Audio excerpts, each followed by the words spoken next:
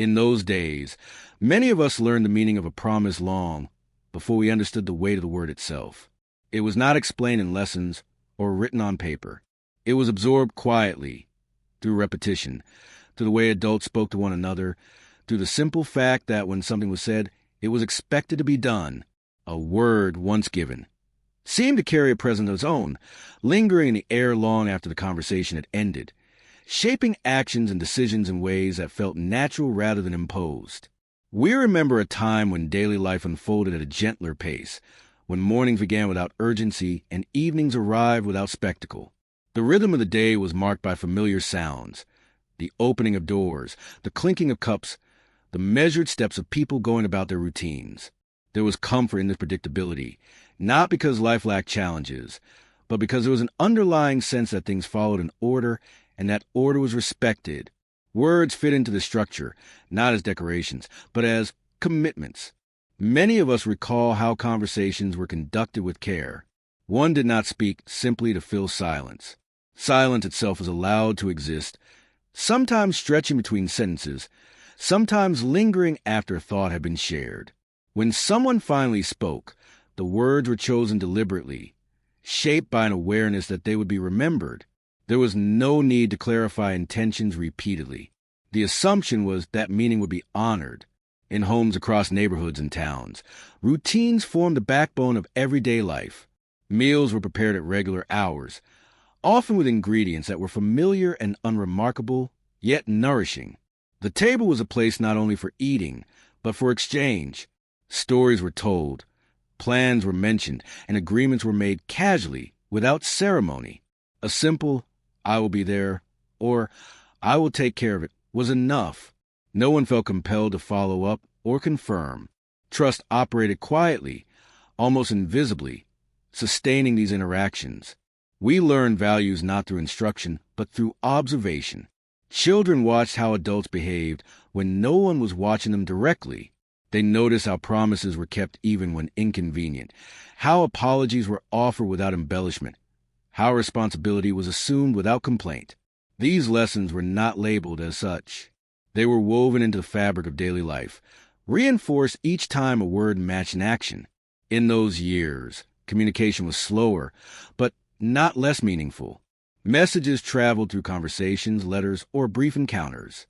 Waiting was part of the process, and waiting carried its own form of respect. To wait for a response was to acknowledge the other person's time and presence. The absence of immediate answers did not create anxiety.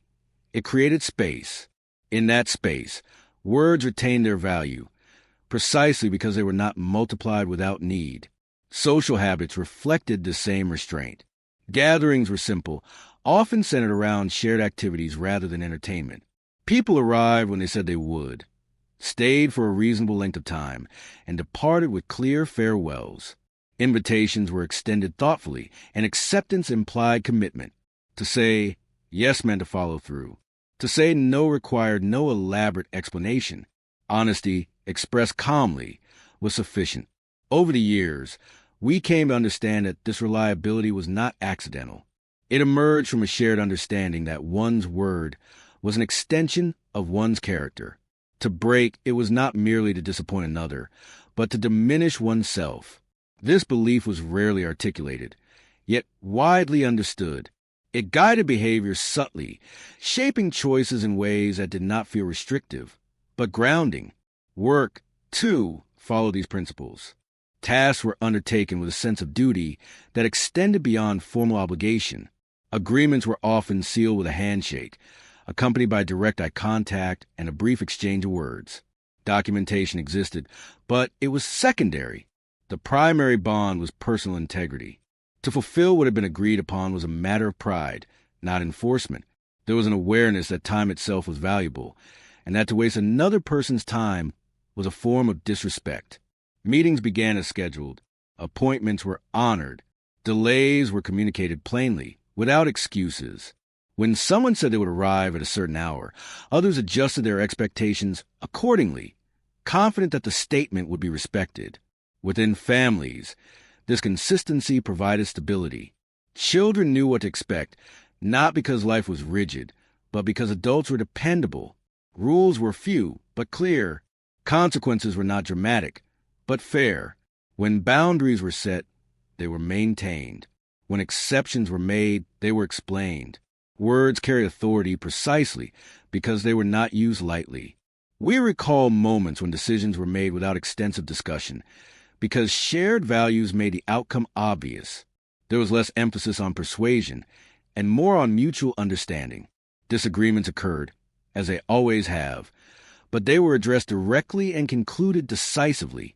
Lingering resentment was discouraged by the expectation that once a matter was settled, it was settled. In public spaces, this mutual respect extended beyond personal relationships. Strangers interacted with courtesy, guided by unspoken rules. A greeting was acknowledged. A request was answered. Directions were given with care. These exchanges were brief, yet meaningful, reinforcing a sense of collective responsibility. Each person's word contributed to a broader atmosphere of trust. We did not speak of legacy in grand terms, yet it was present in everyday actions. The way one behaved was understood to influence others, especially the younger ones who observed silently. Adults were aware, perhaps unconsciously, that their words and actions would be remembered. This awareness encouraged restraint, consistency, and sincerity.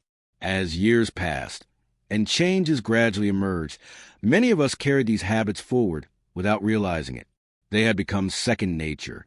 We continue to place value on what was said, to measure speech against action, to trust cautiously but genuinely. These tendencies were not nostalgic gestures, but practical responses shaped by experience. Looking back, we recognize that this approach to language and commitment created a sense of continuity. It connected individuals across time, linking past experiences with future expectations. A promise made today was understood to echo tomorrow. This continuity provided comfort, a quiet assurance that despite uncertainty, some things remained dependable. In those days, there was room for reflection within daily life. Moments of pause were not seen as inefficiencies, but as necessary intervals. After conversation, one might reflect on what had been said, considering its implications. This reflection reinforced accountability. To speak was to accept responsibility for the effect of one's words. We also recall how restraint enhanced meaning. Because words were not abundant, they were noticed. Praise was valued because it was rare. Criticism was effective because it was measured. Silence itself communicated understanding, agreement, or concern. Communication operated on multiple levels, enriched by context and shared experience.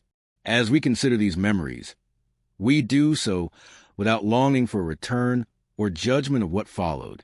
We simply acknowledge a way of living that shaped us. The value placed on a given word was not a rule imposed from above, but collective habit sustained by mutual respect. It offered stability without rigidity, clarity without harshness. Time moved steadily then, as it does now, but it felt less compressed. There was space to honor commitments without feeling overwhelmed by competing demands. This space allowed integrity to flourish quietly. People were not perfect, but they were accountable, and accountability strengthened relationships. These reflections remind us that the past was not defined by grand gestures, but by countless small decisions made consistently. Each promise kept reinforcing the next. Each word honored strengthened the shared understanding that words mattered. This understanding did not announce itself. It revealed itself over years of ordinary living. And so, as we remember that era, we do so with a calm appreciation. We recognize the subtle power of habits formed through repetition and example. We acknowledge the dignity inherent in speaking carefully and acting faithfully. These memories remain with us, not as relics, but as quiet influences that continue to shape how many of us listen, speak, and commit even now. As time went on, these habits settled deeply into the way many of us understood the world. They were not questioned because they worked quietly and consistently. Life presented its uncertainties, but the certainty of one's word offered a small but reliable anchor. When someone spoke, the listener did not immediately calculate alternatives or prepare safeguards. Attention was given fully because there was confidence that what was being said was sincere. Listening itself was an act of respect, rooted in the belief that words deserved to be received carefully. We remember how patience shaped communication. Conversations unfolded without haste, allowing thoughts to mature before being expressed. Interruptions were rare, not because people lacked opinions, but because there was an understanding that each voice deserved its moment. This patience extended beyond speech into action. Decisions were not rushed. Commitments were not made impulsively. To say something was to have considered it first. Daily routines reinforced this mindset. Errands were planned with intention. If one said they would complete a task by a certain day, that day carried meaning. Others arranged their own affairs around such assurances. Reliability was not praised openly. It was expected. Its presence was felt most strongly in its absence, which was uncommon enough to stand out. Many of us recall the way adults handled disagreement. Words were chosen with care, even when emotions ran high.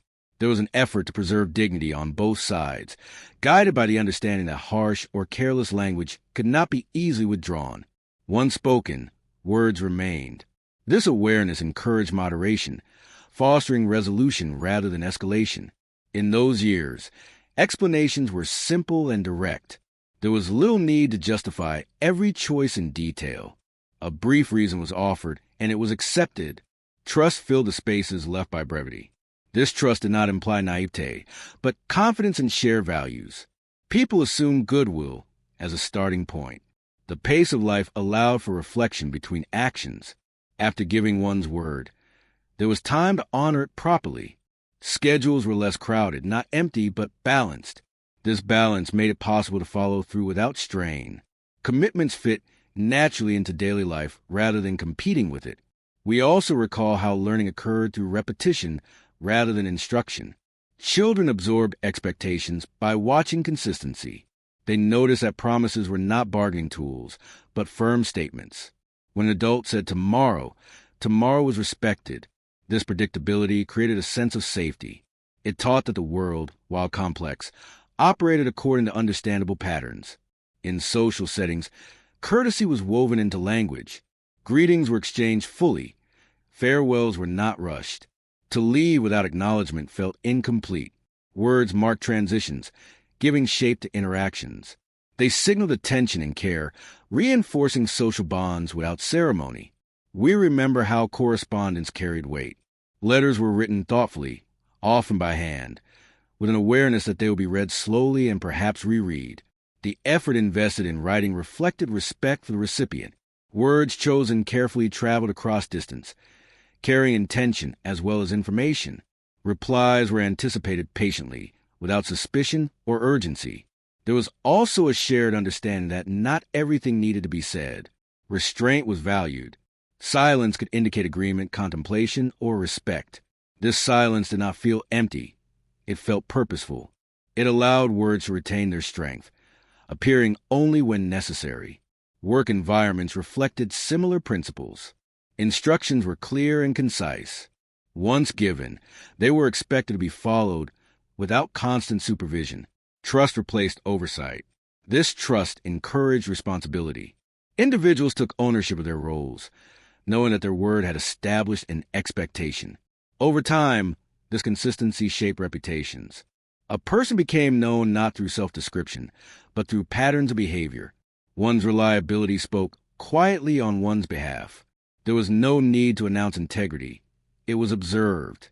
This reputation, once established, carried forward, influencing opportunities and relationships. We recall how apologies were offered plainly. When a word could not be kept, it was acknowledged directly. Excuses were minimal. Responsibility was accepted without dramatization. This honesty preserved trust even in moments of failure. It reinforced the idea that integrity was not about perfection, but accountability. In families, conversations often occurred during shared tasks. Words accompanied action, not replacing it. Plans were discussed while preparing meals, repairing objects, or tending to routine chores. This integration of speech and action reinforced their connection. What was said aligned naturally with what was done. As years passed, these habits created a sense of continuity across generations. Younger members observed not only what elders said, but how consistently they lived by their words. This observation influenced behavior more effectively than instruction ever could. Values were inherited quietly, without formal transmission. We also remember how community life depended on mutual trust. Neighbors relied on one another's assurances. A request for help did not require formal agreement. A simple acknowledgement sufficed. Cooperation flowed from shared understanding rather than obligation. There was an awareness that words could bind people together. To agree was to create a link, however modest, between individuals. This link was respected. It carried responsibility, but also connection. It fostered a sense of belonging grounded in reliability. As we reflect, we notice how this approach to language encouraged moderation in all things. Because words mattered, they were not used excessively. Because commitments were respected, they were not made lightly. This restraint created space for sincerity. We do not idealize these memories as flawless. Mistakes occurred, misunderstandings arose. Yet the prevailing expectation of accountability provided a framework for resolution. Conflicts were addressed, not avoided. Words played a central role in this process, guiding it toward closure.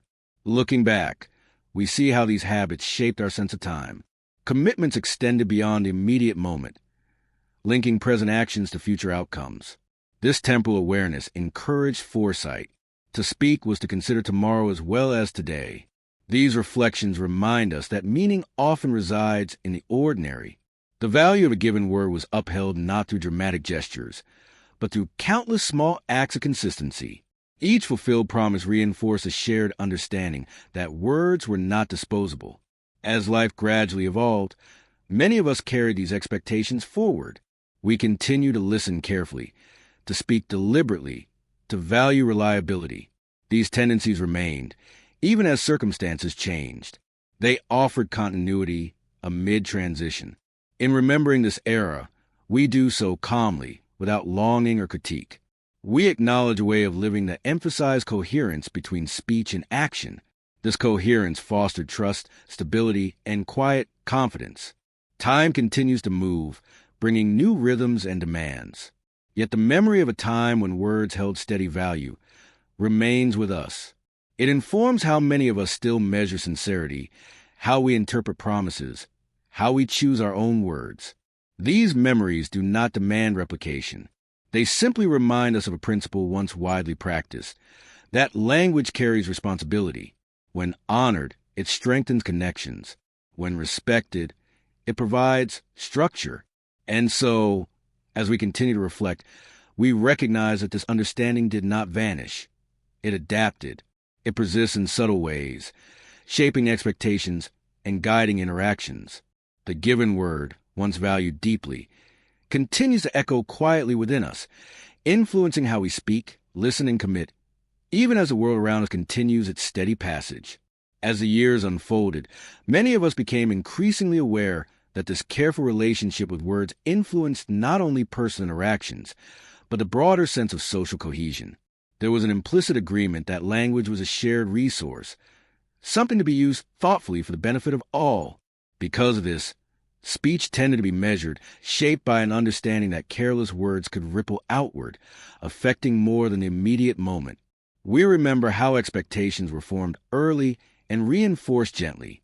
A child learned quickly that saying something carried consequence.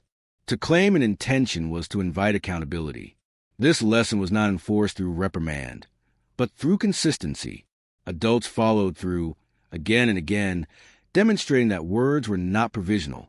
Over time, this demonstration became instruction in itself. Daily life offered countless opportunities for this quiet education. A neighbor mentioning that they would check in later, and doing so. A shopkeeper promising to set something aside, and remembering. A colleague agreeing to complete a task, and completing it without reminder. Each instance reinforced the same message. Words were reliable markers of intention. We recall how public discourse mirrored this restraint. Speeches were shorter, statements more direct. There was an effort to inform rather than impress. Excessive language was viewed with skepticism, not admiration. Clarity was valued over eloquence. The aim was understanding, not persuasion for its own sake. In gatherings, stories were shared without embellishment. Events were described plainly, allowing listeners to draw their own conclusions. There was trust in the audience's ability to understand without guidance. This trust reflected confidence in shared experience and common sense. We also remember how responsibility was assumed collectively. When something needed to be done, it was discussed briefly, agreed upon, and carried out. There was little need for oversight because each person felt accountable not only to others, but to their own word. This internal sense of obligation proved more effective than external enforcement. Silence continued to play an important role. Moments of quiet were not hurried away. They allowed reflection, acknowledgement, and sometimes agreement without speech. This silence complemented language, giving it space to breathe. Words spoken into such silence carried greater weight. Over time, these patterns fostered a sense of predictability that many of us found reassuring. Life did not feel simplified, but it felt navigable. One could plan, rely, and adjust with confidence. This confidence stemmed not from certainty about outcomes, but from trust in people. We remember how disputes were resolved with an emphasis on restoration rather than victory. Language was used to clarify, not to dominate. Once an agreement was reached, it was honored. There was an understanding that lingering conflict eroded trust, and trust was considered too valuable to waste. In workplaces, this ethos encouraged autonomy. Instructions were given clearly, then trusted to be followed. Micromanagement was unnecessary. Pride, in one's word, motivated performance. A task completed as promise affirmed both competence and character. Correspondence, whether written or spoken, maintained this tone of sincerity. Messages were concise, free of unnecessary qualification. There was confidence that what was expressed would be understood as intended. This confidence reduced the need for repetition. We recall how commitments extended beyond formal arrangements. Social promises carried equal importance. To attend a gathering, to assist a neighbor, to keep an appointment. These were considered obligations worthy of respect. The distinction between personal and professional commitments was less pronounced. Integrity applied to all contexts. As time passed, these habits shaped collective memory. Stories circulated not about grand achievements, but about dependability. Someone was remembered for always arriving when expected, for keeping their word under pressure, for speaking honestly even when inconvenient. Such reputations endured. We notice now how this emphasis on reliability influenced emotional security. Relationships rested on stable foundations. People felt less need to protect themselves through caution or suspicion. Trust, once established, was extended generously. This generosity was not blind. It was informed by experience. When trust was broken, it was acknowledged. Repair required effort and humility. Words were used carefully to rebuild what had been weakened. The process was deliberate, respectful, and sincere. In families, promises shaped identity. A parent's assurance carried weight. A child learned that being trusted was an honor. This trust encouraged responsibility. It fostered confidence rather than fear. We also recall how time was respected in conversation. People did not prolong discussions unnecessarily. To speak was to contribute meaningfully. This efficiency was not hurried, but purposeful. It reflected respect for the listener's attention. Looking back, we see how these practices cultivated patience. Waiting for outcomes, for responses, for results was accepted as part of life. Impatience was tempered by the knowledge that good things unfolded at their own pace. Words given today would bear fruit tomorrow. As society evolved, some of these habits adapted. New forms of communication emerged. Yet the underlying principle, that words should align with intention, remained influential for many of us. It continued to inform our expectations, even as circumstances changed. We do not view this past as a standard to impose, but as a reference point. It reminds us that language can either strengthen or weaken social bonds. Used thoughtfully, it builds trust. Used carelessly, it erodes it. These reflections invite us to consider the quiet power of consistency. Not every promise needs to be grand. Most are small. Their cumulative effect, however, is profound. Each kept word reinforces a network of trust that supports daily life. As we continue to remember, we recognize that this way of relating to language was sustained by shared understanding. It did not rely on rules, but on mutual respect. It thrived because people believed in its value. Time has carried us forward. introducing new rhythms and expectations. Yet the memory of a time when a given word truly mattered remains vivid. It shapes how many of us still listen for sincerity, how we weigh promises, how we choose to speak. In this remembrance, there is no urgency. We allow the memories to surface gently, acknowledging their influence without insisting on their return. They remain part of us, informing our sense of dignity and responsibility. And so, as we pause within these reflections, we recognize the enduring lesson carried quietly through years of ordinary living, that words, when honored, create continuity. They connect people across moments and generations. They offer stability amid change. This understanding, once widely shared, continues to echo. It does not demand attention. It simply remains a steady presence, reminding us that what we say matters, not because it is spoken, but because it is meant. As we move further through these recollections, many of us recognize how deeply this respect for language influenced the sense of belonging within communities. There was a quiet assurance that one's place among others was reinforced not by declarations, but by consistency. To be known was to be predictable, in the best sense of the word. Familiarity grew from repeated encounters where words and actions aligned naturally, without effort or display. We remember how everyday exchanges contributed to this feeling of belonging. A brief greeting exchanged each morning, a casual remark shared in passing, a promise to return later in the day. These moments were small, yet cumulative. Over time, they formed a web of mutual recognition. Each person occupied a place within that web, defined not by status, but by reliability. In those days, one rarely felt compelled to assert intentions loudly. There was confidence. That quiet commitment spoke for itself. To say, "I will," was enough. There was no need to reinforce it with emphasis or explanation. This restraint gave language a sense of calm authority. Words did not need to compete for attention.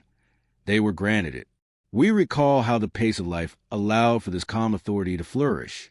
There was time to listen fully, time to respond thoughtfully, time to act accordingly. Days were structured, yet not crowded. This balance reduced the pressure to rush decisions or speak impulsively. Thought preceded speech, and speech preceded action. Many of us remember how plans were made with simplicity. Arrangements were often informal, communicated verbally rather than recorded. A meeting, place, and time were agreed upon, and that agreement was trusted. When people arrived, it felt natural, almost expected. The reliability of others reinforced one's own sense of responsibility. Within households, this same simplicity guided interactions. Instructions were clear and limited. Expectations were understood without constant reinforcement. A request made once was remembered. A promise given was honored. This consistency created a stable environment, one in which words did not need repetition to be effective. We also recall how corrections were handled quietly. When a word was spoken carelessly, it was often met with silence rather than confrontation. This silence carried meaning. It invited reflection. More often than not, the speaker adjusted without being told. Such moments reinforced awareness of language's impact. Public behavior reflected this shared understanding. In queues, in shops, in offices, people relied on brief verbal exchanges supported by mutual respect. There was little need for elaborate communication. A nod, a short phrase, a courteous acknowledgement sufficed. These interactions were efficient, yet human. We remember how agreements extended beyond immediate benefit. To give one's word was to consider its effect on others. This consideration fostered restraint. People avoided promises they could not keep, not out of fear of consequence, but out of respect. The potential disappointment of another was reason enough to speak carefully. Over time, this restraint cultivated a sense of fairness. Expectations were realistic. People did not overpromise, and they did not demand more than was offered. Balance was maintained through mutual understanding rather than negotiation. This balance reduced friction, allowing relationships to endure. We recall how trust simplified life. Without the constant need to verify, confirm, or document, energy was preserved. Attention could be directed toward meaningful tasks rather than protective measures. This simplicity did not eliminate complexity, but it made complexity manageable. In moments of uncertainty, Words provided reassurance. A calm statement, offered sincerely, could steady nerves. It will be handled, or I will look into it, carried weight because experience suggested follow through. These assurances reduced anxiety, allowing patients to take root.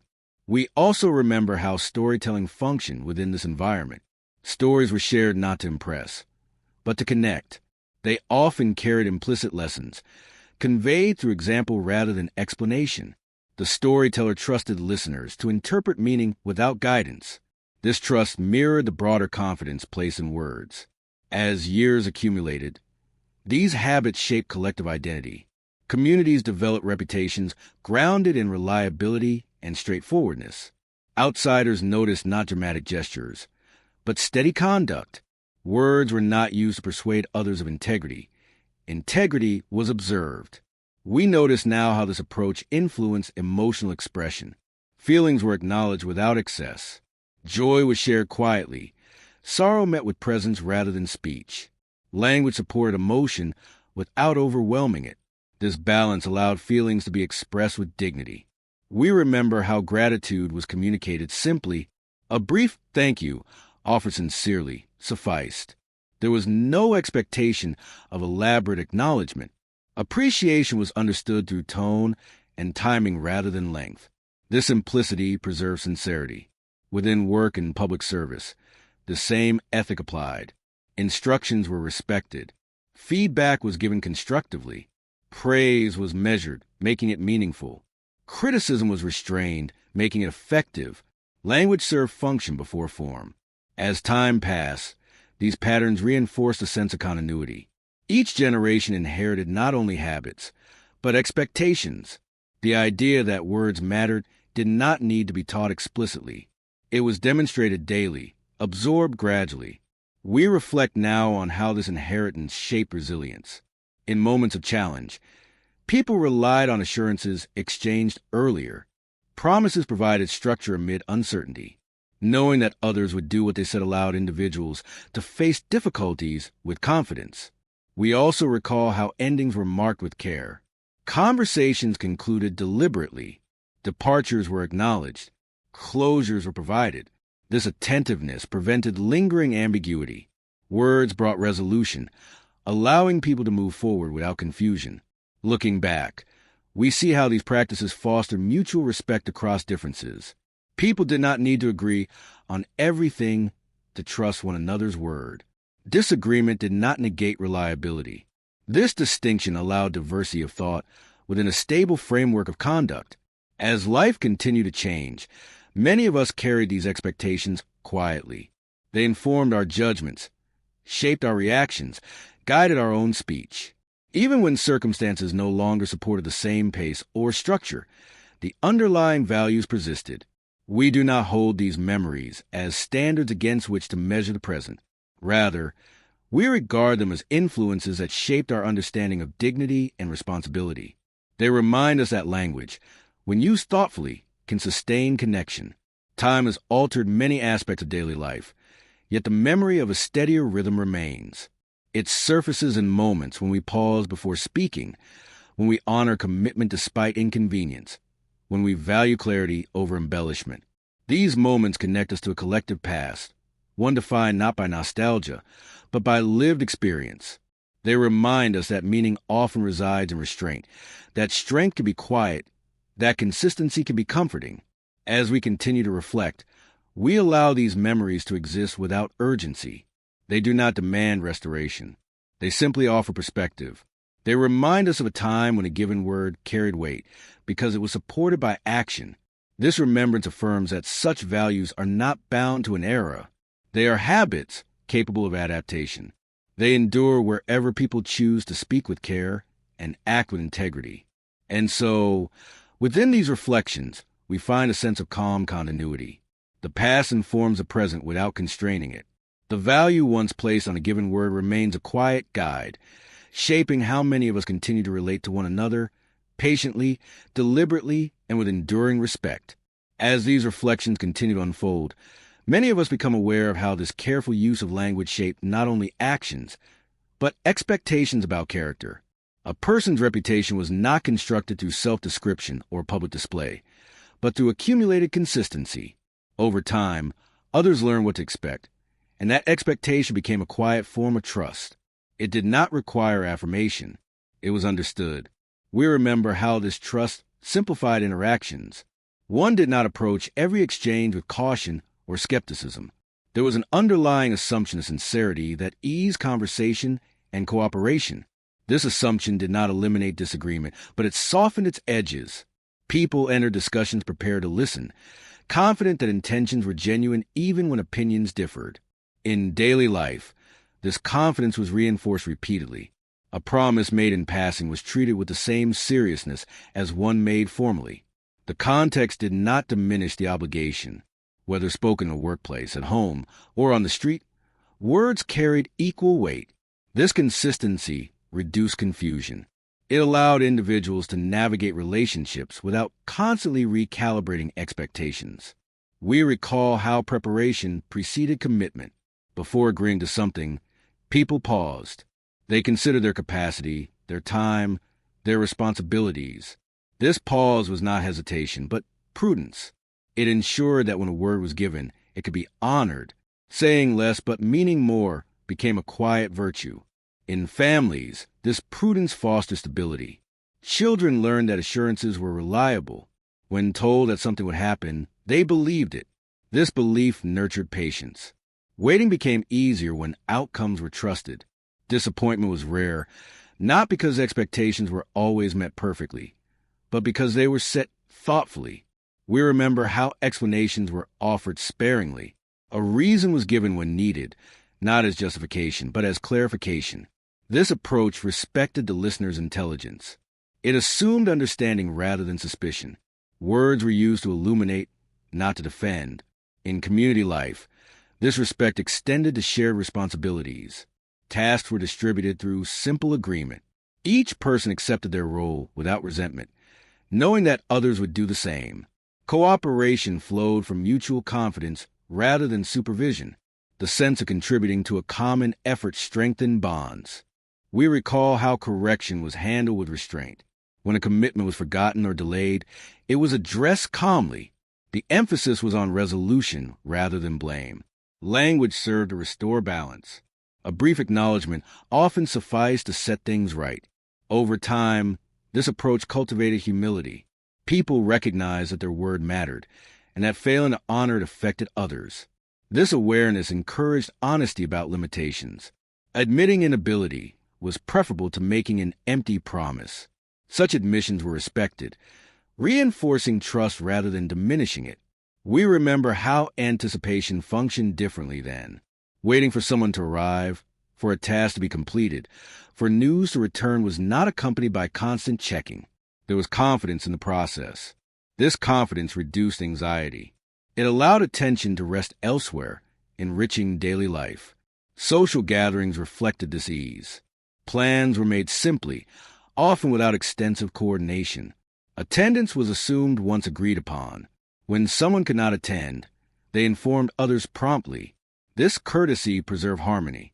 Language facilitated smooth adjustment rather than disruption. We also recall how humor was used thoughtfully. Words meant to amuse were chosen carefully, mindful of their effect.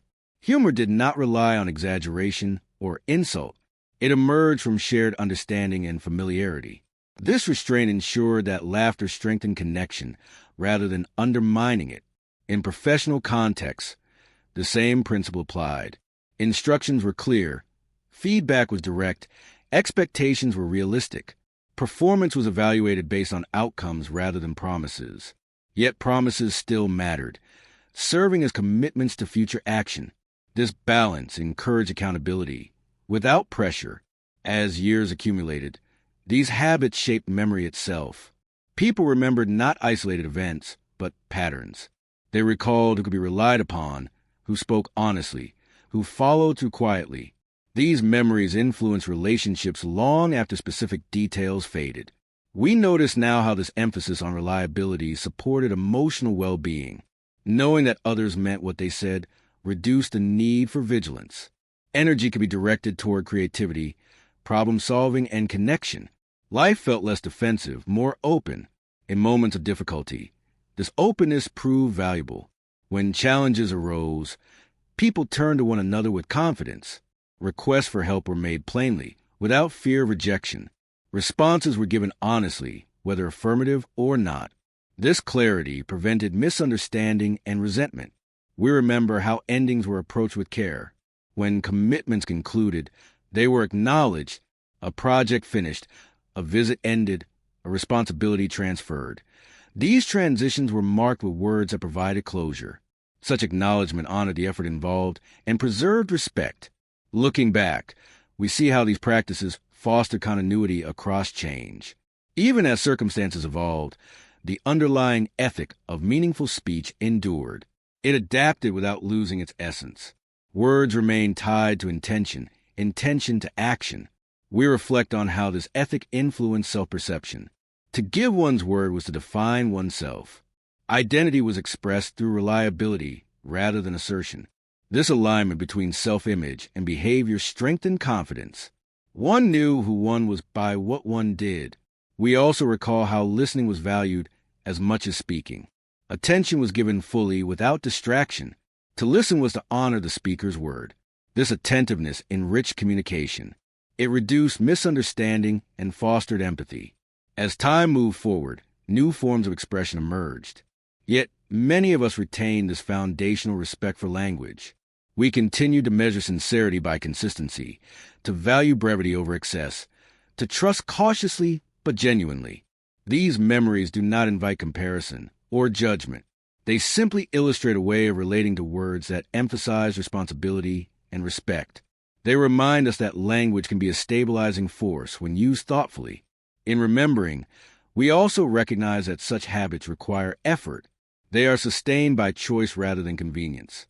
They persist when individuals commit to aligning speech with action, even when circumstances complicate this alignment. We allow these reflections to unfold slowly, acknowledging their influence without nostalgia. They represent lived experience, not idealized myth. They reflect ordinary people navigating ordinary lives with care. As we continue to recall, we sense the quiet strength of these practices. They did not draw attention to themselves. They functioned in the background, supporting relationships and routines. This quiet strength remains relevant. It surfaces whenever we pause before speaking, whenever we choose honesty over ease, whenever we honor a commitment despite inconvenience. These moments connect past and present seamlessly. And so, as these memories continue to surface, we recognize their enduring presence. The value once placed on a given word continues to shape how many of us speak and act. It remains a quiet guide, offering stability amid change, reminding us that words, when respected, sustain trust and continuity over time. As these reflections deepen, many of us begin to recognize how the value once placed on a given word shaped not only relationships, but a shared sense of responsibility toward time itself. Time was not something to be filled endlessly, but something to be respected. When a promise involved time, an arrival, a deadline, a visit, it carried particular weight. To misuse another person's time was understood as a quiet breach of trust, and so words that involved timing were spoken with care. We remember how days unfolded with a sense of proportion. Commitments were spaced in a way that allowed attention to remain present. There was less overlap, less fragmentation. This made it possible to give one's word without strain. When people agreed to something, they did so knowing they could be fully present when the moment arrived. Presence itself became part of the promise. In those years, punctuality was not enforced through pressure, but through expectation. To arrive when one said they was considered a basic courtesy. It required no comment when it happened, and only brief acknowledgement when it did not. This expectation was widely shared, making coordination simple and largely effortless. We recall how waiting was experienced differently.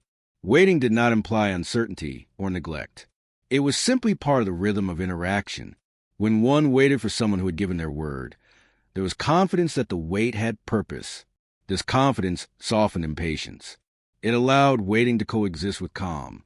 Conversations about the future were approached with similar restraint. Plans were discussed realistically. Aspirations were expressed without exaggeration. There was an understanding that the future unfolded gradually, shaped by choices made consistently over time. Words about what would come were grounded in what had already been shown. We remember how responsibility was distributed naturally within families and communities. Tasks were assigned through brief conversation, accepted without negotiation. Each person understood their role, not because it was imposed, but because it had been agreed upon. This agreement, once spoken, guided action without further instruction. In this environment, reminders were seldom necessary. To remind someone of their word implied doubt. Because doubt was rare, reminders were rare as well. This absence of reminders fostered a sense of dignity. Individuals felt trusted, and that trust encouraged follow-through. We also recall how acknowledgement functioned quietly. When a commitment was fulfilled, it was noted subtly. A nod, a brief word of thanks, a shared understanding sufficed. Excessive praise was unnecessary. Fulfillment was expected, not exceptional. As years passed, this expectation shaped behavior deeply. People internalized the idea that reliability was part of who they were. They did not need external validation to honor their word. Satisfaction came from alignment between intention and action. We remember how this alignment influenced communication during difficulty. When circumstances changed and a promise could not be kept, it was addressed promptly. The change was communicated clearly, without delay. This transparency preserved trust even when outcomes shifted. It reinforced the idea that honesty mattered as much as fulfillment. In social life, this honesty fostered ease. Invitations were extended sincerely. Responses were given thoughtfully. A refusal was not interpreted as rejection, but as an honest assessment. Because words were trusted, there was no need to read between lines. Meaning was taken at face value. We recall how this clarity reduced social tension. People did not feel compelled to over-explain or conceal. They spoke plainly, trusting that their words would be understood as intended. This directness supported mutual respect. Within workplaces, this ethic created efficiency without haste. Meetings were purposeful. Decisions were made with input, then acted upon. Once a course was agreed, it was followed. Language facilitated action rather than delaying it. We notice now how this approach influenced memory itself. We remember conversations clearly because they mattered. Words were not lost in noise. They stood out, anchored by follow-through. Memory reinforced trust, and trust reinforced memory. We also recall how restraint protected relationships. By speaking less, people avoided unnecessary conflict.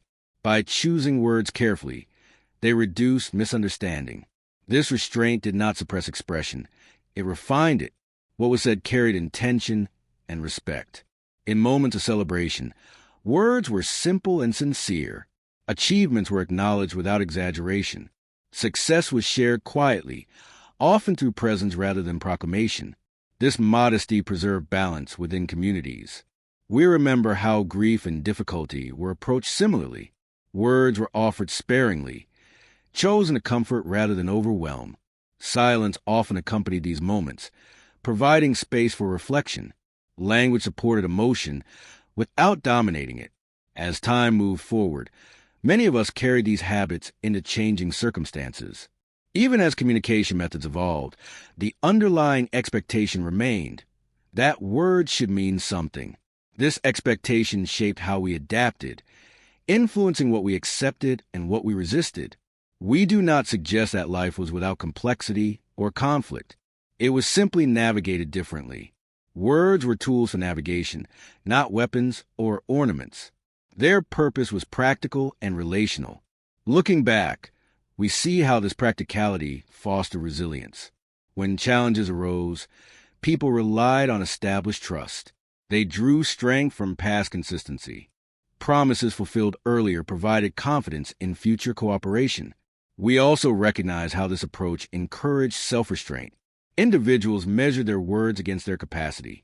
They avoided commitments that exceeded their ability. This restraint prevented disappointment and preserved credibility. In reflecting on these patterns, we sense a quiet coherence. Speech, action, and expectation were aligned. This alignment reduced friction. It allowed life to flow with fewer interruptions. We remember how endings were respected. When responsibilities concluded, they were acknowledged. When relationships changed, the change was spoken plainly. This honesty allowed transitions to occur without lingering confusion. As generations observed these practices, they absorbed them naturally. Values were transmitted through behavior rather than instruction. The importance of a given word became evident through lived experience. We reflect now on how this inheritance continues to influence us. It surfaces in moments of pause before speaking, in the discomfort felt when words are used carelessly, in the satisfaction derived from honoring commitments quietly. These reflections unfold without urgency. They do not call for restoration or comparison.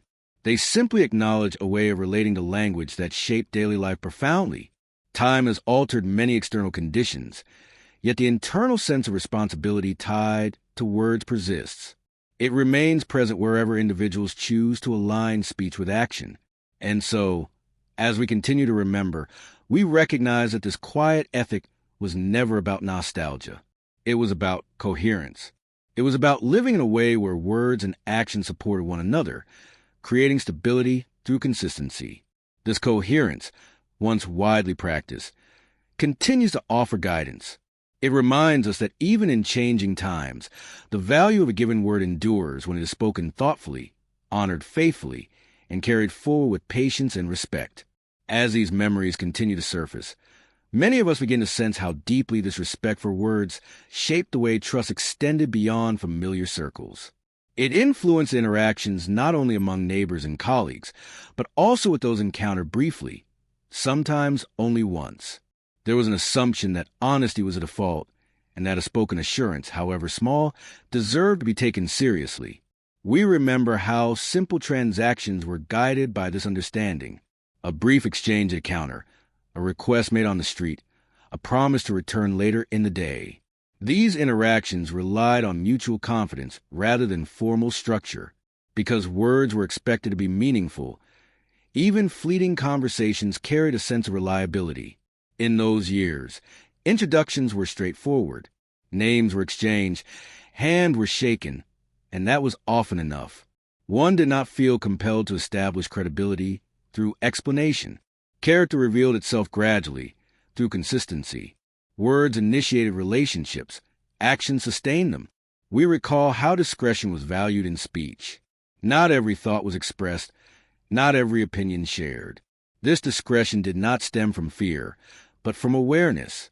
People recognized that words could shape perception and influence outcomes. Speaking thoughtfully was considered a form of responsibility. This awareness extended to how information was shared.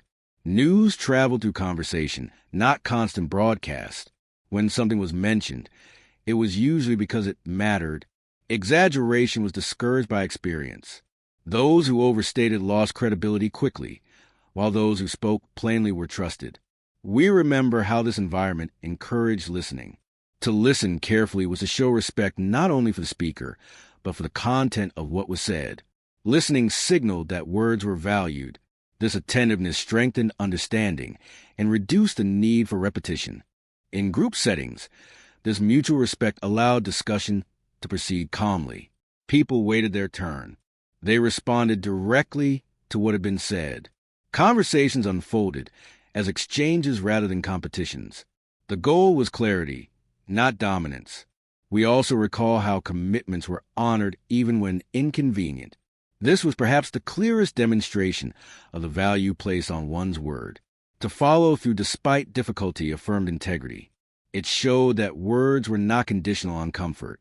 Over time, this consistency built resilience within relationships. When challenges arose, people drew on past experience. They remembered promises kept before, and this memory provided reassurance. Trust accumulated gradually, becoming a shared resource. We remember how accountability functioned quietly. When a commitment was missed, it was addressed simply. There was no public display of correction. A brief acknowledgement sufficed. The expectation was that the lapse would not be repeated, and often it was not. In families, this approach nurtured mutual respect across generations. Younger members learned that their words mattered too. When they promised something, it was taken seriously. This seriousness encouraged responsibility. It conveyed confidence in their ability to follow through. We recall how this confidence fostered independence. People were trusted to manage their own commitments. Oversight was minimal. This trust empowered individuals, reinforcing connection between choice and consequence. As communities grew and changed, these habits provided continuity. New members observed existing patterns and adapted naturally. The culture of meaningful speech was absorbed through participation rather than instruction. We notice now how this approach influenced emotional expression. Feelings were conveyed honestly, but without excess. Words were chosen to reflect emotion accurately, not dramatically. This accuracy preserved sincerity. We remember how reassurance was offered sparingly. When someone said it will be fine, it carried weight because it was not said lightly. Such assurances were grounded in experience rather than optimism alone. This grounding made them comforting. In professional life, this ethic supported collaboration. Agreements were respected. Roles were clear. Communication facilitated action rather than confusion. When issues arose, they were discussed openly and resolved decisively. We recall how endings were treated with care. When a project concluded or a role changed, it was acknowledged. Words marked these transitions, providing closure and preserving respect. This attention to endings prevented ambiguity. As time progressed, new forms of communication emerged. Yet many of us retain these expectations subconsciously. We continue to listen for sincerity, to value follow-through, to feel uneasy when words were used carelessly. We do not interpret this unease as resistance to change, but as a response shaped by experience. Having known the stability that comes from meaningful speech, we recognize its absence instinctively. We reflect on how this experience shaped our sense of dignity. To speak carefully was to respect oneself as well as others. Words reflected character. They were expressions of intention and commitment. In moments of decision, this understanding guided choices. People considered not only what they wanted to say, but what they could support through action. This consideration prevented impulsive promises and preserved credibility. We remember how patience was cultivated through this process. Because words were trusted, there was less urgency to demand immediate results. Outcomes unfolded over time, supported by mutual confidence. We also recall how gratitude was expressed through acknowledgement rather than excess. A simple recognition sufficed. Appreciation was understood through consistency rather than repetition. As we continue to reflect, we see how these habits influenced our interpretation of others. We learn to observe behavior over time rather than relying solely on speech. Words initiated trust. Actions confirmed it.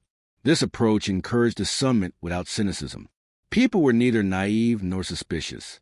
They allowed trust to develop naturally, informed by experience. We recognize now how this balance contributed to social harmony. Clear expectations reduced misunderstanding. Respectful language reduced conflict. Consistent behavior fostered cooperation. These reflections remind us that the value of a given word was sustained by collective participation. It required everyone's commitment to function. It thrived in environments where respect was mutual. As time has carried us forward, we have adapted to new rhythms and demands. Yet the memory of this ethic remains. It surfaces in moments of pause, in the desire for clarity, in the appreciation of reliability. We do not seek to recreate the past. We simply acknowledge its influence. It informs how many of us still measure sincerity and trustworthiness. This influence is subtle but persistent. It shapes expectations quietly, guiding reactions and choices. As we dwell within these memories, we feel a sense of continuity. The past does not stand apart from the present. It flows into it.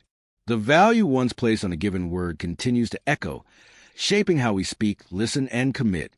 And so, within this ongoing reflection, we recognize that words, when honored, create a foundation for trust that endures beyond circumstance. They offer stability without rigidity, clarity without force. This understanding remains with us, a quiet inheritance carried forward through time. As these reflections extend further, many of us become aware of how this careful relationship with words influenced the way memory itself was formed and preserved. Because language was used deliberately, moments anchored by spoken commitments stood out clearly over time. We remember not only what was said, but the confidence with which it was said and the consistency that followed. Words became markers in memory, signposts that helped us trace the flow of our own lives.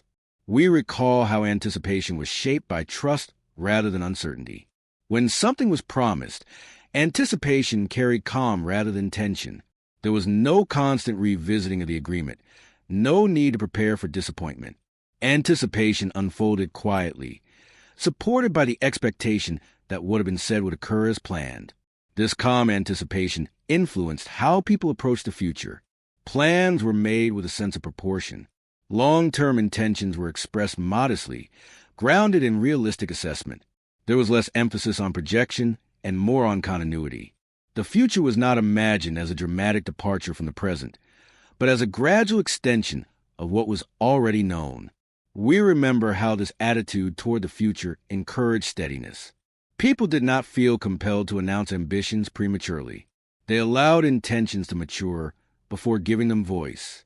When such intentions were finally spoken, they carried credibility because they had been considered carefully. In everyday life, the steadiness manifested in small, repeated actions. A commitment fulfilled once was expected to be fulfilled again. Patterns mattered more than isolated moments. Over time, these patterns shaped trust at a collective level, reinforcing a shared sense of reliability. We recall how storytelling reflected this orientation. Stories were often reflective rather than dramatic.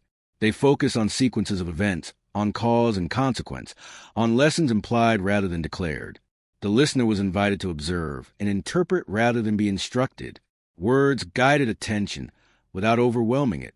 We also remember how restraint protected relationships from unnecessary strain. By avoiding exaggerated language, people reduced the risk of misunderstanding. Clear, measured speech left less room for misinterpretation. This clarity supported harmony, allowing relationships to endure through change. In moments of disagreement, this restraint proved particularly valuable. Words were chosen to clarify positions rather than provoke reaction. Once positions were stated, there was space for consideration.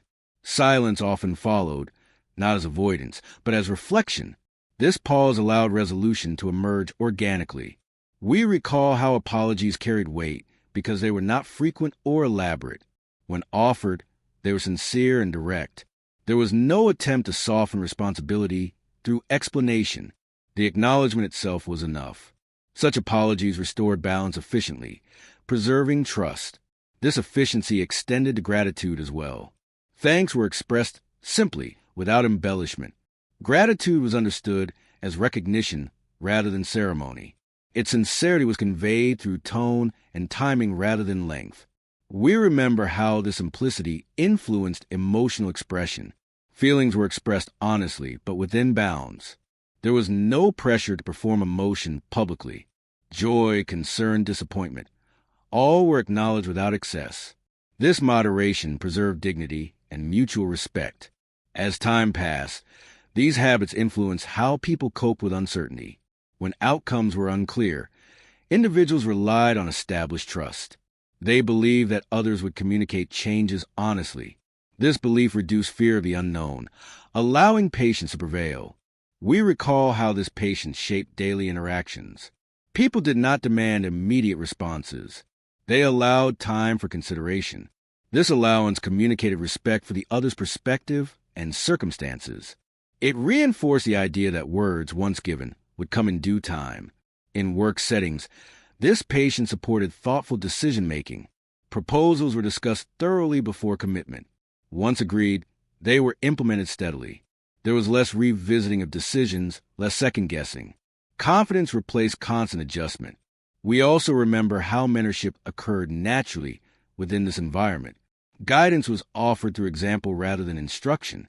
Observing how others honored their word provided a model to follow.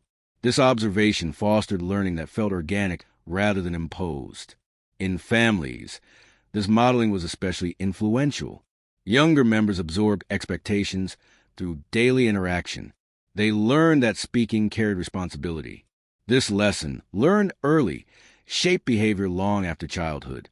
We recall how social trust extended beyond immediate relationships. There was a general expectation of fairness in interactions.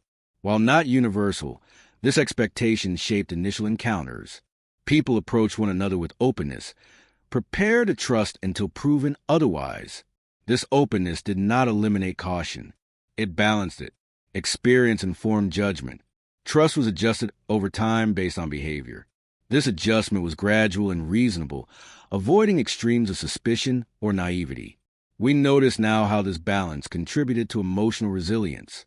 Relationships were less fragile because they were grounded in realistic expectations. Disappointment, when it occurred, was addressed rather than amplified. Words facilitated repair rather than rupture. We remember how communication was integrated into action. Words accompanied deeds rather than replacing them. Plans were discussed briefly, then enacted. Language served as coordination, not substitution. This integration reinforced a connection between speech and outcome. As society evolved, new forms of communication emerged that challenged this integration. Yet many of us retain an internal standard shaped by earlier experience. We continue to value alignment between words and actions, even when external conditions changed. We do not frame this as resistance. It is simply recognition. Having experienced the stability that comes from meaningful speech, we recognize its value instinctively. We feel its absence quietly when words lose connection to action. We reflect now on how this experience shaped our understanding of respect. Respect was demonstrated through reliability rather than rhetoric. To honor one's word was to honor the relationship itself. This understanding fostered mutual consideration. In remembering, we also recognize how these habits reduced noise in daily life. With fewer unnecessary words, attention could rest on what mattered. This focus enriched experience. Moments were not crowded by commentary. We recall how transitions were managed through language. Changes were communicated clearly. Expectations were adjusted openly. This transparency reduced confusion and anxiety. Words guided adaptation smoothly. As time continues its passage, these memories remain present. They surface in moments of decision, in the desire for clarity, in the appreciation of straightforward communication. We do not idealize these memories as perfect. They represent a way of living shaped by context and circumstance. Yet their influence endures because it addressed fundamental human needs: trust, stability, and understanding. As we dwell within these reflections, we sense a continuity that spans generations. The value once placed on a given word did not disappear. It transformed. It persists wherever individuals choose to speak carefully and act faithfully. This persistence offers quiet reassurance. It suggests that even as forms change, principles can endure. Words, when respected, continue to bind people together, offering coherence amid change. And so, as these reflections deepen, we recognize that memory itself is shaped by what mattered most. The given word, honored consistently, remains etched in collective experience. It continues to guide how many of us listen, speak, and commit gently, deliberately, and with enduring respect for the passage of time. As these reflections continue to unfold, many of us become increasingly aware of how this regard for words shaped the way responsibility was shared and understood. Responsibility was not framed as a burden, but as a natural extension of one's place among others. To give one's word was to accept a role within a broader rhythm of mutual reliance. This acceptance did not require affirmation. It was simply part of how life was conducted. We remember how responsibility was often assumed quietly. Tasks were undertaken without announcement. Obligations were met without expectation of recognition. The satisfaction came not from being seen, but from knowing that what had been promised had been fulfilled. This internal measure of integrity guided behavior more effectively than external reward. In daily routines, this sense of responsibility revealed itself through small consistencies. Doors were locked as promised, messages delivered as agreed, errands completed as discussed. These acts were unremarkable in isolation, yet together they sustained a dependable environment. Each fulfilled commitment reinforced the next, creating continuity through repetition. We recall how this continuity influenced the way people approach one another. There was less need to negotiate terms explicitly. Many arrangements relied on shared understanding. A brief conversation sufficed to establish expectations. The absence of extensive clarification did not create confusion. It reflected confidence in mutual intent. This confidence extended into moments of vulnerability.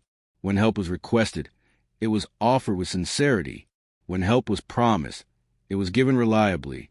Requests were not made lightly, and promises were not offered casually. This balance preserved dignity on both sides, allowing assistance to strengthen rather than diminish relationships.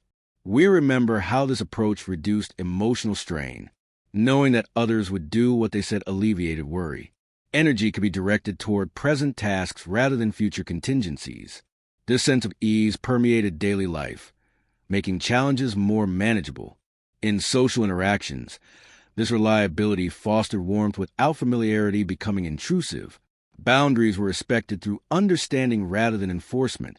Words indicate intention clearly, allowing individuals to adjust comfortably. Misunderstandings were less frequent because expectations were aligned. We recall how this alignment influenced conflict resolution. When disagreements arose, they were addressed directly. Language served to clarify positions rather than entrench them. Once a resolution was reached, it was honored. The matter was considered closed, allowing relationships to move forward without residue. Over time, this practice nurtured forgiveness grounded in accountability. Mistakes were acknowledged.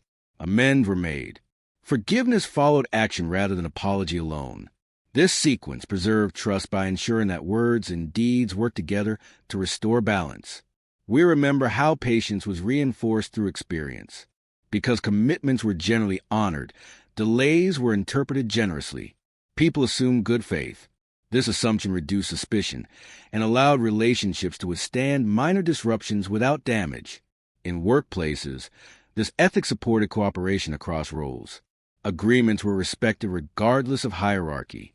A promise from any individual carried weight. This equality fostered mutual respect and shared responsibility. Work progressed steadily, supported by trust rather than control. We also recall how leadership manifested quietly within this context. Authority was expressed through example rather than assertion. Leaders earned trust by honoring their word consistently. Their reliability encouraged others to do the same. Language guided rather than commanded. In families, this modeling was especially powerful. Children observed not only what was said, but how consistently it was lived.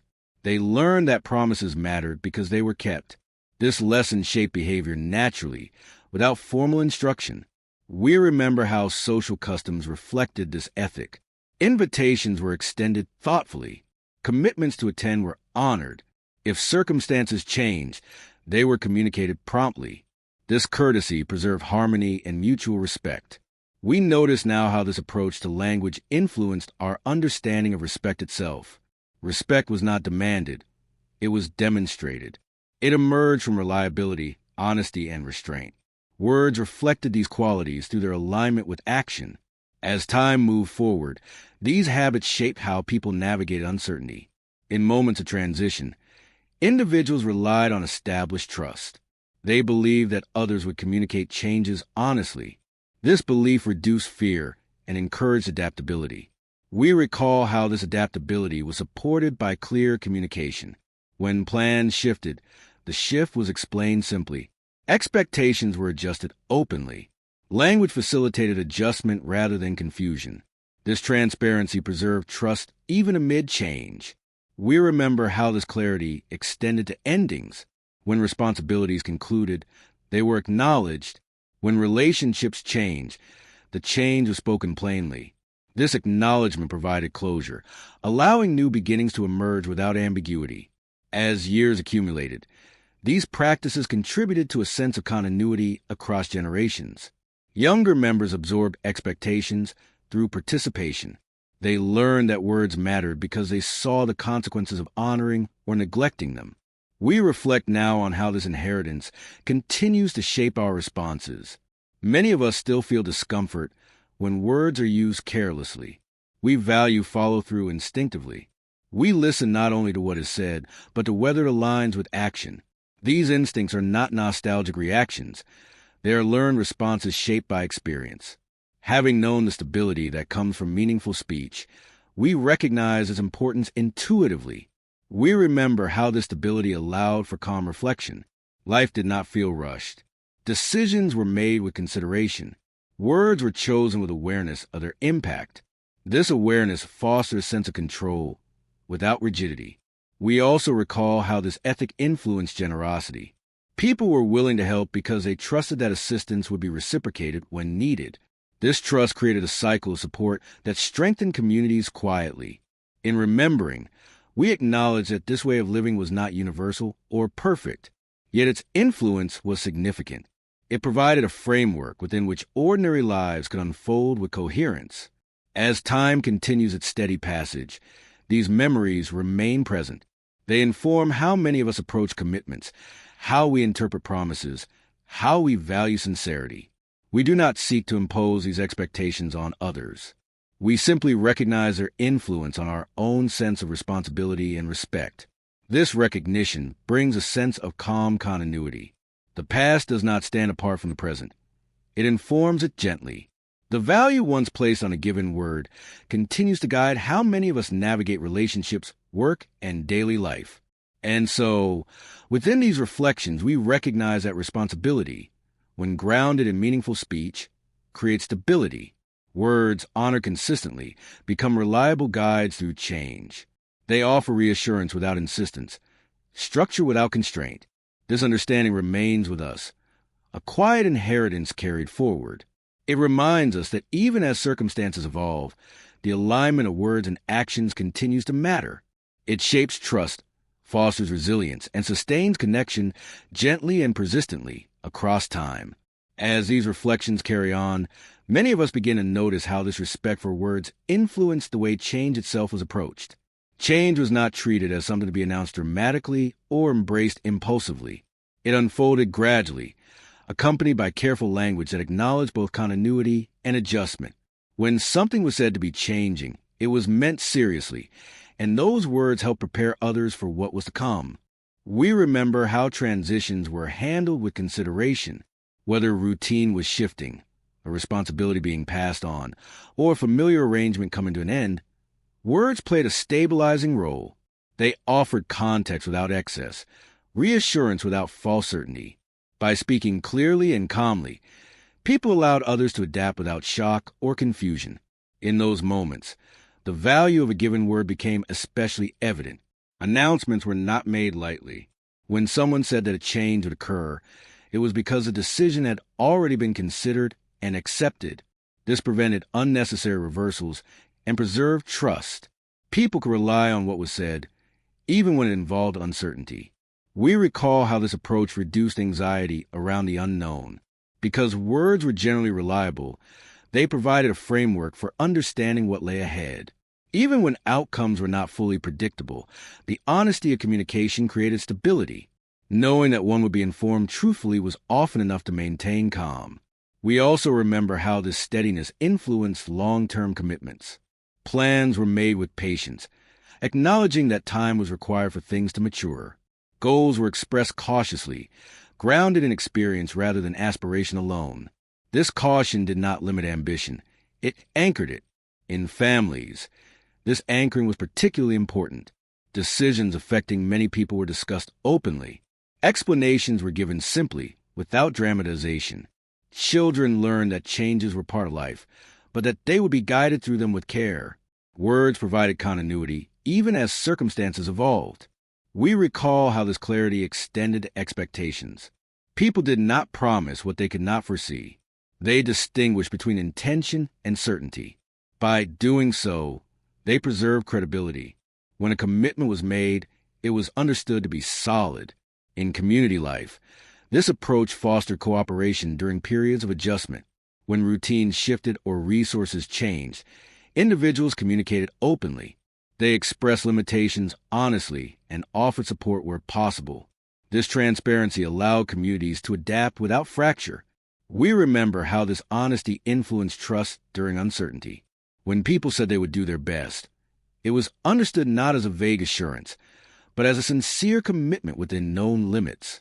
This understanding allowed flexibility without eroding confidence. Over time, this relationship with language shaped resilience. People became accustomed to facing change without panic. They trusted that communication would remain clear, that words would continue to reflect intention. This trust softened the impact of disruption. We also recall how reflection accompanied change. Decisions were not rushed. There was space to consider implications, to weigh options. Words were used to articulate this consideration, making the process visible to others. This visibility fostered shared understanding. In professional contexts, this measure approach supported stability. Adjustments were discussed openly. Expectations were recalibrated thoughtfully. Language guided adaptation rather than resistance. People felt included rather than surprised. We notice now how this inclusion influenced morale. When individuals felt informed and respected, they engaged more fully. Trust in leadership was reinforced by consistent communication. Words aligned with action sustained confidence. We remember how endings were acknowledged respectfully. When roles concluded or paths diverged, this was spoken plainly. Gratitude was expressed. Closure was provided. Such acknowledgement honored the past while allowing movement forward. As time passed, these practices shaped how many of us interpret change today. We still listen for clarity, for consistency, for alignment between what is said and what is done. We value communication that prepares rather than unsettles. We also recognize how this ethic encouraged acceptance. Not every change was welcome, but it was understood. By being addressed openly, change became something to navigate rather than resist blindly. Words help frame experience. We reflect on how this framing influenced memory. Changes remembered as well-communicated felt less disruptive. They were integrated into personal narratives smoothly. Words provided continuity, connecting before and after. We remember how this continuity preserved dignity. People did not feel discarded or overlooked. Their contributions were acknowledged. Their understanding was respected. Language affirmed their place within the evolving structure. As generations observed these patterns, they absorbed the lesson that words matter, especially during change. They learned that clear, honest communication is a form of care. This lesson endured beyond specific circumstances. We see now how this understanding continues to shape expectations. Many of us feel uneasy when change is announced casually or reversed frequently. We value steadiness not because we resist movement, but because we respect coherence. These preferences are not rigid. They reflect experience. Having lived through transitions guided by thoughtful language, we recognize the difference that such guidance makes. We recall how this approach fostered mutual patience. People allowed one another time to adjust. They did not demand immediate acceptance. Words acknowledge emotion without amplifying it. This balance supported collective adaptation. In remembering, we also acknowledge that not all changes were managed perfectly, yet the prevailing ethic of meaningful speech provided a framework for repair. When missteps occurred, they were addressed openly. Words were used to restore trust. As time continues to move, these memories remain influential. They shape how we approach conversations about change, how we interpret assurances, how we respond to uncertainty. We do not romanticize this past as immune to difficulty. Rather, we recognize the tools it offered. Clear language, honored commitments, and honest acknowledgement provided stability amid flux. This recognition brings a sense of calm perspective. It reminds us that change does not require urgency or excess. It requires clarity, consistency, and respect. As we continue these reflections, we sense the quiet wisdom embedded in these habits. They remind us that words can guide transitions gently when they are spoken thoughtfully and supported by action. The value once placed on a given word did not prevent change. It shaped how change is experienced. It allowed continuity within movement, stability within adjustment. And so, as these reflections deepen, we acknowledge the enduring role of language in navigating time. Words, when honored, become companions through change. They offer reassurance without illusion, direction without force. This understanding remains with us, informing how many of us still listen, speak, and adapt. It is a quiet inheritance, carried forward not through instruction, but through lived experience, shaping our response to change with patience, dignity, and trust. As these reflections draw closer to the present moment, many of us begin to notice how this long-form relationship with words shaped not only how we spoke to others, but how we spoke to ourselves. Over time, internal dialogue was influenced by the same principles that governed outward communication. Promises made inwardly were treated with similar seriousness. To decide was to commit. To commit was to follow through. This inner coherence provided quiet stability, even when circumstances were uncertain. We remember how self-expectations were shaped by observation rather than instruction. Watching others honor their word created an internal standard. One learned, often without realizing it, to measure personal integrity by consistency rather than intention alone. It became important not merely to mean well, but to act in alignment with what had been decided. This alignment influenced confidence. Confidence did not arise from affirmation or praise, but from reliability. Knowing that one would do what one had decided to do created a sense of self-trust. This self-trust, once established, reduced hesitation and second-guessing. Decisions were made calmly, without excessive justification. We recall how this internal steadiness supported resilience. When difficulties arose, people relied on habits already formed. They did not need to reinvent themselves in moments of pressure. Their response was guided by a familiar ethic. Speak honestly, act carefully, and follow through. This ethic offered direction when external guidance was limited. We remember how this steadiness influenced emotional regulation. Feelings were acknowledged, but they did not dictate behavior entirely. There was room for emotion without surrendering to it. Words, spoken inwardly and outwardly, helped maintain balance. One could feel strongly while still acting responsibly. In relationships, this internal discipline translated into patience. Individuals did not react impulsively to momentary frustration. They considered the long view. Having lived within a culture where words carried weight, they understood the lasting impact of speech. This understanding encouraged restraint during conflict. We recall how reconciliation was approached with care. When tensions arose, people allowed time for reflection before speaking. Words chosen after reflection were more likely to heal than harm. Apologies were not offered hastily, but sincerely. Forgiveness followed accountability rather than sentiment. This approach fostered endurance in relationships. Bonds were not fragile because they were not built on constant affirmation. They were built on trust accumulated over time. Words spoken once and honored consistently carry more weight than repeated reassurances. We remember how this endurance extended to friendships that lasted decades. Such friendships were not sustained by frequent contact alone, but by confidence and mutual regard. Time apart did not weaken connection, because words exchanged earlier remained trustworthy. Reunion felt natural rather than tentative. We also recall how this ethic shaped solitude. Being alone did not feel empty or anxious. One's word to oneself provided structure. Plans were made, followed, adjusted honestly. Solitude became a space for reflection rather than uncertainty. As life progressed, these habits influenced how many of us interpreted the actions of others. We learned to look beyond immediate expression and observe consistency over time. Trust was granted gradually, informed by behavior rather than rhetoric. This discernment fostered wisdom without suspicion. We remember how this wisdom guided generosity. People helped when they could and declined when they could not, without guilt or pretense. Honesty preserved respect. Clear boundaries did not weaken relationships. They strengthened them by preventing resentment. In moments of shared challenge, this clarity proved invaluable. Communities facing difficulty relied on transparent communication. Limitations were acknowledged openly. Commitments were made realistically. This realism preserved morale and encouraged cooperation. We recall how such cooperation did not depend on constant encouragement. It flowed from shared understanding. Each person knew what was expected and what could be relied upon. Language clarified roles without diminishing autonomy. We also remember how this ethic shaped reflection on the past.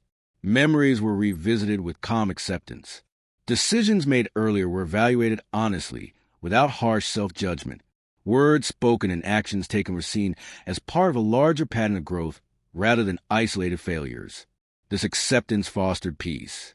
Life was understood as a sequence of commitments, adjustments, and follow-through. Perfection was not expected. Integrity was measured by effort and honesty rather than outcome alone. As time passed, many of us became caretakers of these values, often without intention. Younger generations observed how we spoke, how we followed through, how we acknowledged mistakes. They learned as we had. Through observation, we recall moments when we realized this transmission was occurring. A younger person waiting patiently because they trusted our word. A simple promise taken seriously. These moments reveal that the ethic had endured, quietly passing forward. We recognize now that this inheritance was never about nostalgia. It was about continuity. It was about maintaining coherence between speech and action across changing contexts. This coherence provided orientation in a world that did not always offer clear direction. We also recall how this ethic shaped gratitude. Gratitude was felt deeply because it was grounded in experience. It was not demanded or performed. It emerged naturally when promises were honored and trust sustained. In later years, reflection itself became shaped by this calm relationship with language. Thoughts were organized, conclusions drawn carefully. Life was reviewed not through dramatic narrative, but through acknowledgement of steady patterns. We remember how satisfaction often came from modest achievements quietly fulfilled, a responsibility carried over years, a promise kept despite difficulty. These moments did not seek attention. Their value was intrinsic. As we continue to reflect, we notice how these habits still influence our response to the present.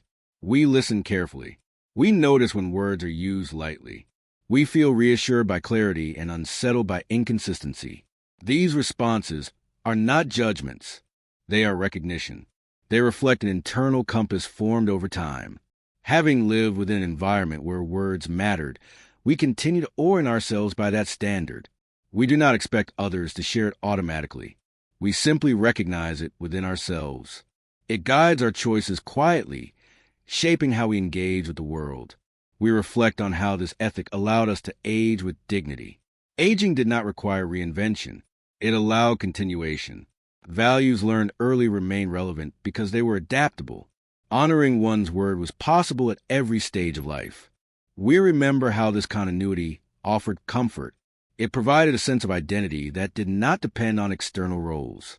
One could remain oneself by remaining reliable. As these reflections deepen, we sense a quiet completeness. Life, viewed through this lens, appears coherent. Each stage builds upon the last, connected by the same underlying principle, that words matter when they are honored. This principle did not guarantee ease, but it provided direction. It did not prevent loss, but it offered stability. It did not eliminate uncertainty, but it reduced fear. And so, as we near the end of these reflections, we recognize that the value once placed on a given word shaped not only a time, but a way of being. It continues to influence how many of us think, choose, and live. It remains present in our pauses, in our care with language, in our commitment to follow through. It is a quiet inheritance, not spoken often, but lived daily, offering continuity, dignity, and calm assurance as time continues its gentle passage. As these reflections reach their natural close, many of us find ourselves sensing not an ending, but a quiet settling. The memories we have carried forward do not arrange themselves into conclusions or lessons. They simply rest where they belong, integrated into how we have lived and how we continue to live. The value once placed on a given word did not demand attention. It shaped behavior gently, becoming part of the background against which life unfolded. We remember how this background provided orientation. In moments of uncertainty, there was often a return to familiar ground, not in place, but in principle. One asked not what was most convenient to say, but what could be said and then honored. This question guided decisions quietly, without urgency or pressure. It offered clarity when choices felt complex. As time passed, many of us came to understand that this clarity was not rigid. It allowed flexibility precisely because it was grounded in honesty. One could adapt, revise, or reconsider without losing integrity, as long as changes were communicated plainly and responsibility was acknowledged. Words did not bind unfairly. They guided conscientiously. We recall how this understanding softened the experience of loss. When plans fell away or circumstances changed beyond control, there was comfort in knowing that intentions had been sincere. Words spoken in good faith retained their dignity even when outcomes shifted. This knowledge allowed acceptance without bitterness. We remember how farewells were spoken thoughtfully. Departures, whether temporary or permanent, were acknowledged with care. Words marked these moments not to dramatize them, but to honor their significance.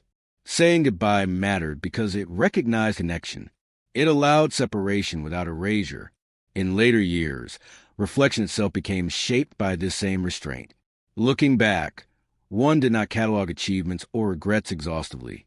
Instead, there was an awareness of patterns, a sense of having lived in alignment more often than not. Satisfaction came from coherence rather than accomplishment. We recall how conversations changed with time, becoming quieter, more selective. Fewer words were needed to convey understanding. Shared history filled the spaces between sentences. Silence became companionable rather than empty. Words, when spoken, were received with attention. We remember how gratitude deepened with age. It was no longer tied to specific outcomes, but to continuity itself. Gratitude arose from having been able to trust, to be trusted, to give one's word and honor it. This experience shaped perspective gently, without insistence. As we consider the span of years, we see how this ethic supported endurance. Life did not need to be hurried or embellished. It could be lived steadily, with attention to what mattered most. Words helped define that attention, pointing toward responsibility, respect, and presence. We also recall how the steadiness influenced how we were perceived by others. Without intending to instruct, we modeled a way of relating to language. Younger people noticed not speeches, but habits. They observed consistency. They learned that reliability could be quiet. These observations often revealed themselves unexpectedly. A simple promise taken seriously, a pause before speaking mirrored, a commitment honored without comment. In such moments, it became clear that what had been absorbed earlier continued to circulate. We recognize now that the circulation does not depend on time or place. It occurs wherever people choose to align word with actions. It persists because it addresses something fundamental, the human need for trust. Trust does not require constant reinforcement when it is supported by experience. It rests on memory. It grows through repetition. It is sustained by the quiet assurance that what is said will be done, or honestly revised when it cannot be. We reflect on how this assurance shaped our sense of safety in the world. Safety did not come from certainty about events, but from confidence in people. Knowing that others would speak truthfully and act responsibly reduced fear, even when outcomes were unclear. We also remember how this ethic allowed for dignity in limitation. One could admit uncertainty or inability without shame. Words spoken honestly preserve respect. There was no need to promise beyond capacity. Saying no carried as much integrity as saying yes. As time moved forward, this understanding influenced how many of us approached the unknown. We did not require guarantees. We required honesty. We did not demand certainty. We valued sincerity. Words that acknowledged complexity were often more reassuring than those that denied it. We recall how this approach encouraged acceptance of impermanence. Nothing was expected to last unchanged, yet continuity existed through conduct. Even as circumstances shifted, principles remained recognizable. Words anchored that recognition. In reflecting on the past, we do not isolate it as a separate era. It flows into the present through habits, expectations, and quiet preferences. We notice it in ourselves when we pause before speaking, when we feel discomfort at careless promises, when we appreciate clarity. These responses are not reactions. They are expressions of identity shaped over time. Having lived in a context where words mattered, we continue to carry that standard within us, even when the surrounding environment moves differently. We also recognize that the standard does not seek to dominate or correct. It simply exists. It informs our choices without requiring validation. It allows us to move through the world with a sense of internal alignment. As we reach the end of these reflections, there is no call to action, no appeal for restoration. There is only acknowledgement, a recognition that something quiet and essential shaped how many of us learn to speak, to listen, and to commit. The value once placed on a given word did not belong solely to a decade. It belonged to a way of relating to others and to oneself. It was practiced daily, reinforced through repetition, and carried forward through example. Time has continued its gentle passage, bringing new forms, new rhythms, new expressions. Yet beneath these changes, the same principle remains available. That words gain meaning when they are honored, this principle does not insist. It waits. It appears whenever someone chooses care over haste, clarity over excess, integrity over convenience. It reveals itself quietly, as it always has. And so, as these reflections settle, we find not conclusion, but continuity. The past does not recede, it integrates. The lessons learned do not instruct, they inform. The given word, once truly valued, continues to shape how many of us move through life, steadily, attentively, and with enduring respect for time, for others, and for ourselves.